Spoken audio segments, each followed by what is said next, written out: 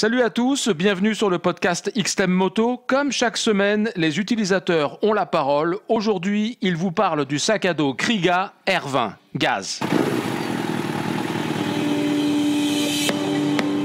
Je roule à moto.com. La moto dans tous ses états. Êtes-vous satisfait de votre achat? La réponse à cette question a de l'importance pour XTEM Moto. Cette semaine, vous allez entendre ce que nous ont dit des clients qui ont acheté le sac à dos Kriga R20 au cours des 6 derniers mois. Et on commence par Thomas qui vit dans le Haut-Rhin. Le produit en lui-même, il est super, hein. Il est top. Le seul inconvénient pour moi qu'il a, c'est que le fond n'est pas plat, ce qui fait que moi j'aurais emmené j'emmène ma lunchbox avec. Oui. Et du coup, elle n'est pas plat dedans. Donc je suis obligé d'emmener un autre sac. Et j'aurais dû finalement me rabattre sur le R30, qui lui est plus grand.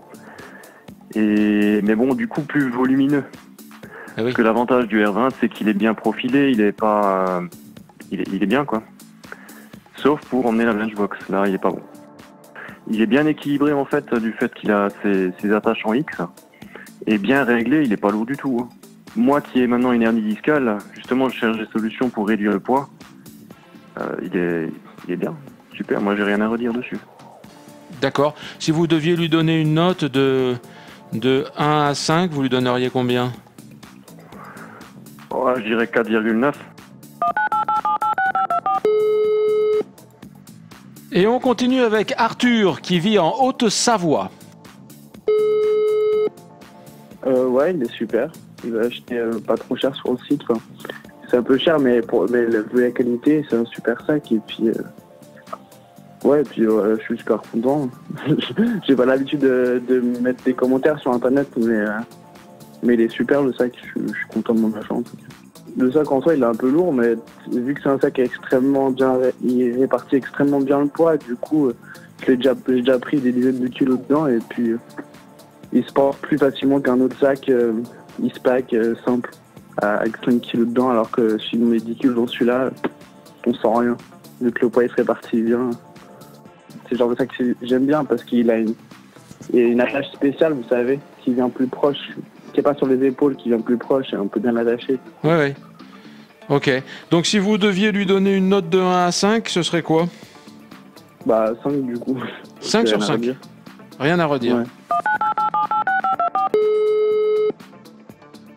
Patrick, lui, qui vit dans le Var, a quelque chose à redire.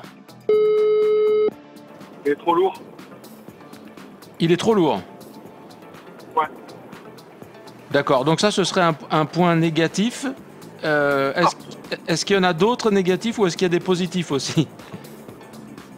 Non, il est bien fini, etc. Mais justement, il est trop lourd.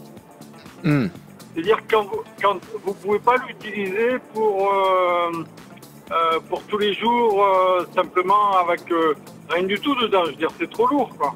D'ailleurs, je viens de vous commander une sacoche pour tous les jours parce que c'est trop lourd. D'accord. Donc finalement, ce sac, vous le verriez dans quel type d'utilisation alors? Moi, je le vois plus pour un voyage, mais pas pour l'utilisation de tous les jours, quoi. C'est trop lourd. Je veux dire, cette armature, elle est super bien. Je veux dire, quand on met la ventrale, là, c'est top. On sent pas le sac à dos. Mais après, c'est trop lourd, quoi. Enfin, pour moi, tous les jours, c'est trop lourd. Après, au niveau finition, tout ça, il est top, hein. Après, je viens de recommander le sac pour tous les jours dans la même marque. Ça, super bien petit. Et on termine ce petit sondage auprès des utilisateurs avec Vincent qui habite Nantes.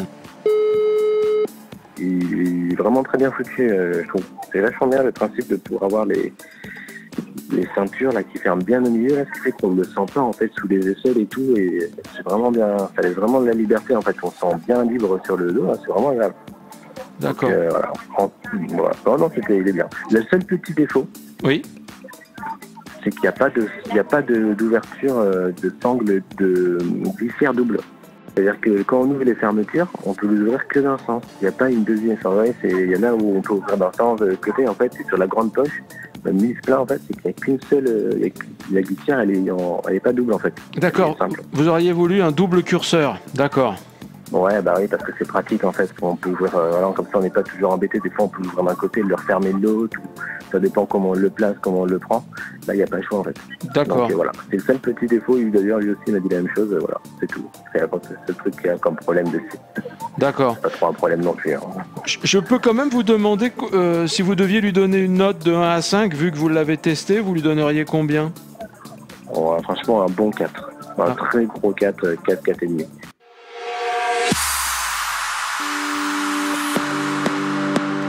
Merci à tous de nous avoir écoutés. N'oubliez pas que vous pouvez désormais vous abonner à ce podcast sur iTunes. Il suffit de chercher « Je roule à moto ». Ciao.